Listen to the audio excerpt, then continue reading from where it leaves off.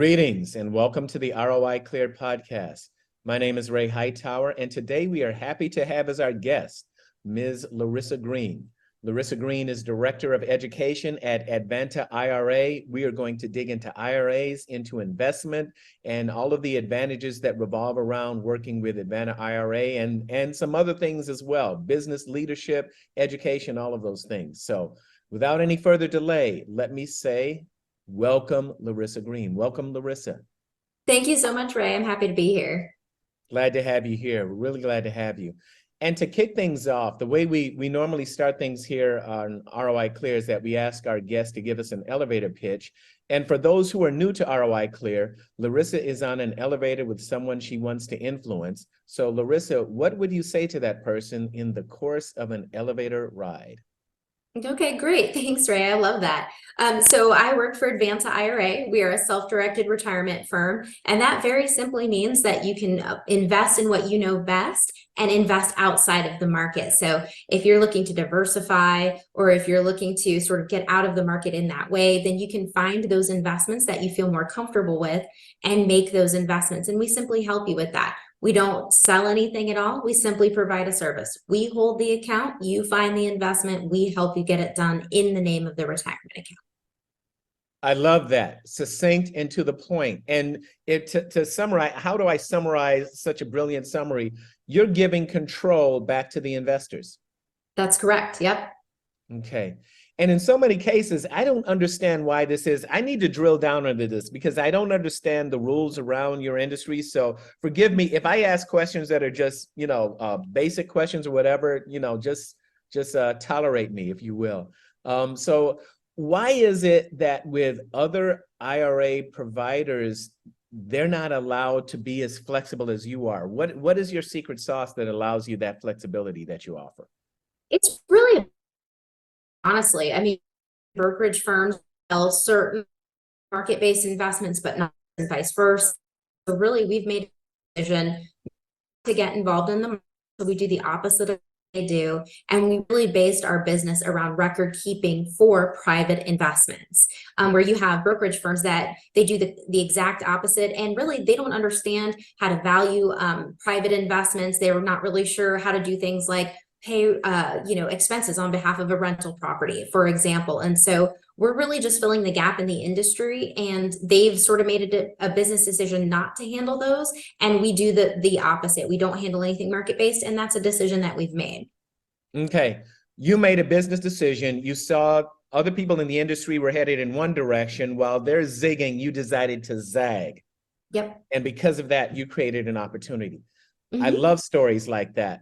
What you're doing, it reminds me of the book Blue Ocean Strategy, and I'm forgetting the author's names. I hope we'll include that in the show notes, but they talk about how you want to go in an area where your competitors aren't there already. You're one of the pioneers there, certainly. Yes. Wow. Okay. Now, how do people hear about what you do? How do you find new clients? It's really all about marketing through education. As you said, you really weren't, familiar with self-directed IRAs. That's how many people feel. A lot of times when I meet people, they say, I didn't know this allowed. It must be brand new. And actually, it's always been allowed. IRAs were created in 1974. And at that time, you were always allowed to invest in private assets. It just simply isn't well known. And so we're really doing our best to educate people on how self-directed retirement accounts work. And that's really how we get the word out there. I do a lot of marketing and education for Advanta. I also sponsor events. I'm also out there literally just networking with people just to get the word out. So even in 1974, when IRAs were launched, we were allowed to invest in other investments, but we just weren't aware of it until people like you took us to school. Yes.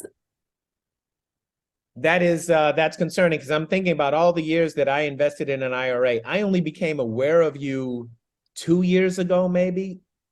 Yes. Yeah, 2 years ago or so. So this was always an alternative. And, it's really weird. I had another guest on our podcast who says, everyone calls commercial real estate what we do, through ROI Clear and Bridgetown Partners, commercial real estate. They call us the alternative investment. But when you think back, real estate has been here a lot longer than the stock market. Yes, absolutely. All right. Now, what are some other alternative investments? And I'm saying that kind of tongue in cheek. We're not really the alternative, but really the original investments. What are some other vehicles that your clients have invested in besides commercial real estate that we offer? Oh, sometimes I really just think the sky is the limit with self-directed accounts because the IRS, instead of saying, here's a list of things that you can invest in, instead what they do is say, here's what you can't invest in. And that is only life insurance and collectibles. So you can imagine there is just this whole world out there that you can really get involved in. And sometimes people say, I like to invest at the local level, get involved in the local community by investing in startup businesses, for example. So angel investing or crowdfunding, for example, or private stock of a local restaurant or a brewery or a winery. We see stuff like that all the time. But then you have more unique investments. We actually do a webinar on crypts to cryptocurrency because I have had clients invest in crypts and I've had clients invest in cryptocurrency and everything in between. And I do see people invest in things like gold and silver bars and coins, and I've had people invest in farmland and farm animals, so cattle, racehorses, alpaca.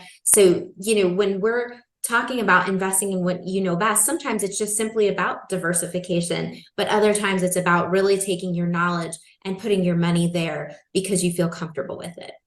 Right.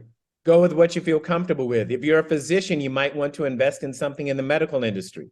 That's right. Exactly.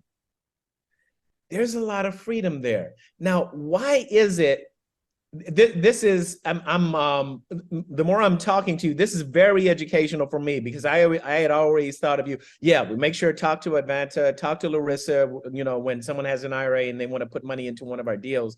But you're telling me there's a whole lot more freedom there. And I know I'm repeating myself. I'm just my mind is opening to what you're offering right here, right? This is this is blowing my mind. Why is it, I may have asked this question before, and maybe I'm repeating myself because it's blowing my mind that the obstacle was there before. Why is it that people were not aware of this as far back as 1974? I think I first started investing in an IRA in 1982 or 83. Yeah, but that would have been when I first started investing in IRA. So, but at the time, our option, I was with a Fortune 500 company at the time, and our options were put money into the IRA, the company will match it at some percentage, and then you can put some of the money into the company's stock. Yes. And that was very typical, and that is why actually the IRS created IRAs, because a lot of people who didn't have employer-based plans, they just simply weren't saving for retirement. It wasn't something that they could carve out and look to as they were kind of going through their daily lives. And so employers plans being the only way, they were kind of looking for a way to encourage people, so to speak, to also save for retirement outside of the fact that they maybe do or don't have an employer plan. And so when IRA started, it was just the pre-tax accounts. Roth IRAs didn't come till much later. So the incentive there, of course, is having that deduction or getting the tax benefit of contributing to an IRA. And my guess, honestly, I don't know if I have an answer for you, but my guess is the reason we see investments into the stock market sort of at the forefront for retirement accounts is just very simply because banks saw an opportunity, brokerage houses saw an opportunity to offer the ability to make those contributions and gain that business. And so although I have heard people say, hey, when I read the rules for the IRS and saw I could invest in into real estate, I just went down to my local bank and said, hey, why can't my IRA with you do this? And in some cases, local banks did allow their clients to do that for a time because they really didn't have an answer for why they don't do it. And so sometimes banks over time have pivoted from allowing that because they felt like it was a little cumbersome for record keeping purposes. And that's where you start to see, more self-directed IRA companies as well. Got it. Got it. All right. So it's more that people weren't going out of this walled garden, just, get matched by your company and put your money in the company's stock. They weren't going outside of that walled garden. They just didn't know about it. And now you're sharing that knowledge. And then I would also, I would imagine that banks, being as conservative as they are, They don't necessarily want people to get creative. They want things to be dull to normal, is my impression. Yeah, and that would be my impression too. And then also the record keeping aspect of it. They are just not sure how to do something like pay an expense on behalf of an IRA, because that's not what you see in the stock market, right? You sort of put that money in there and it's almost set it and forget it. It's on normally for, the long haul, instead of something where, and, we do see people trading stocks on a, monthly, weekly, and daily basis, of course, but I think Yes. that's less typical. And so when you have a bank introduced to this idea, they're like, oh, there's going to be expenses here. How do we handle that? Or, oh, the value isn't going to just be based on what we see, on the market. How do we value that? Because the IRS requires a value of every asset every year. And so, that is something that can be intimidating when it's not your space. And that's why we have made it our space. And also why we don't handle market-based investments, because we were just filling the gap in the industry. Okay, got it. Yeah, there is that valuation every year that you have to do. Yeah. Yes. And more paperwork and more stuff. Cool. Yes. Now, let me ask you a little bit more about your journey to what you're doing in the IRA space and the investment space. How did you get started? What prompted you to dive into what you're doing in the investment world right now? Maybe take us back to, when you first got that spark and you wanted to be in that space. So I honestly don't know that if I knew I wanted to be in that space, but I worked in real estate, what feels like another lifetime ago, honestly. Yes, Um, yes. Working for a real estate broker. I did all his marketing and all his paperwork and everything like that. And then I saw an opportunity to work with Advanta, and we had sort of a common ground in that I was familiar with real estate contracts and paperwork and valuations and things of that nature. So that's why it was a good fit. And I've been with Advanta 12 years now, a little over 12 years. And so when I started, it really was just to help with paperwork. I was really reviewing paperwork for filing purposes and things of that nature. I was helping pay expenses on behalf of rental properties, for example, and receiving the income. And it was about 2 years into that where I was like, I really want to do more. And so when I started at that time, I was sort of helping the marketing director doing webinars and stuff. And it really just turned into this whole new sort of position, if you will, at that time. And I'm so grateful for my time at Advanta, because I learned so much in this time about investing, self-directing, real estate assets in particular. And I self-direct my own account. So it has been, a great thing for me personally. Yes. Yeah. So essentially, you started off in real estate. You were doing things to make sure that the trains ran on time, make sure things that worked properly in that office. You were doing some marketing, had an opportunity to move to Advanta, doing the similar thing. But as you were looking around, you saw other opportunities, not just in real estate, but also other investments. And you've learned what needed to happen with IRAs and with taxes. So you're constantly on the lookout, I would imagine, for other opportunities. Yes. Yep. And I get to go to classes to sponsor them and get Advanta's name out there. And so just in that way, I learned so much about alternative investments. Right. What advice would you give to someone, say a person who's perhaps in their junior, senior year of college right now, and they're not sure exactly where they want to go? They think they might want to do something in the finance world, but they're not 100% sure. How would you guide them or mentor them, given your experience? Yep. So I would definitely say that they should find a mentor, because I think learning from other investors was really huge for me personally, and seeing them sort of out there, making investments, doing deals, so to speak, was something that where I could ask questions and say, gee, I wonder if this is really a good fit for me, or, maybe this isn't a good fit for me, just kind of getting out there and having somebody to look to answer questions when I had them. And I think if you're in there and you don't have a mentor, maybe looking for that. And it doesn't just have to be one. If you're not sure where you want to go with that, learning from different people about different areas that you could be in, because ultimately you might find sort of your niche for that area and then feel comfortable in that space. And I think investing is the same in that way, where some people, you'll hear them say, I only invest in private lending, or I only buy real estate, or I only invest in limited partnerships. And again, that's where they feel comfortable. And so when you're kind of on that journey to find where you fit. You might find that you fit in all of those spaces, but I think it's good to start asking questions of people who can help you and answer those questions. Yes. Ask questions, find mentors. And you know what, I'd like something that you mentioned in your answer. You can have more than one mentor, and you made that clear in your answer.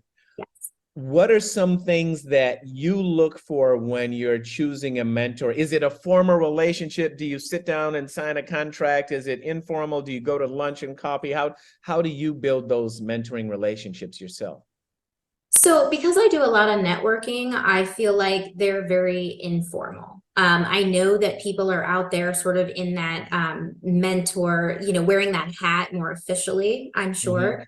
But I feel like I have so much opportunity to ask questions of so many people that it's really informal. I meet somebody, I learn about what they're investing in, and I say, do you mind if I pick your brain, ask you questions, find out more about what you're doing so I can learn about it for myself, and so in that way, my relationships for anybody that is mentoring me is very informal. But I know there's more formal relationships. I feel very comfortable with more of a friendship situation, and in other situations, people might do something like take on an internship, for example, and have a mentor way. So there's a lot of different ways that it can be put together.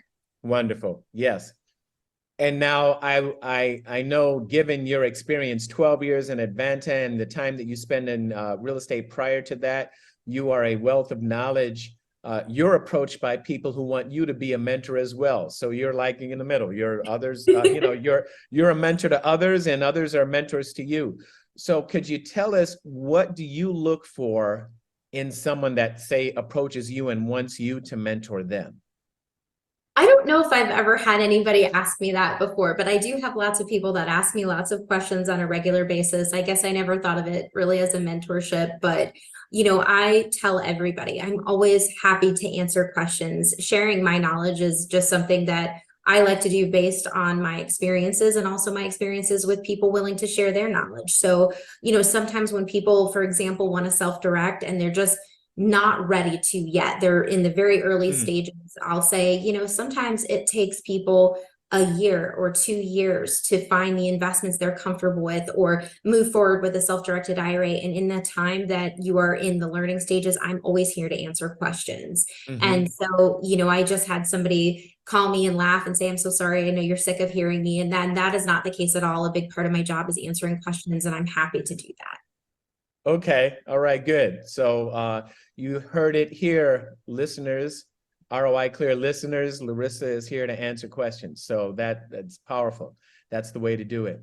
I've heard it said that for some people looking for mentors, you want to make sure that when you're listening to their advice, you're moving forward. And someone put it this way: mentors are motivated by momentum.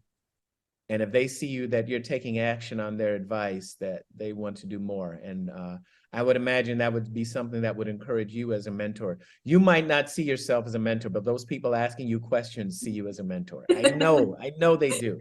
Absolutely. That's certain. This is going very quickly. We're coming towards the end of our time together. It's gone very quickly, and very grateful to you for coming on board on our podcast. A few closing questions. I always like to ask our guests, because the ones that the super high achievers, people like you, they're always reading something. And so I would ask you, what is it that you're reading right now, or what podcasts are you listening to? What are you reading and absorbing to keep building your skills? Oh my goodness. I honestly don't have anything right now. I do, podcasts are a big thing that I love.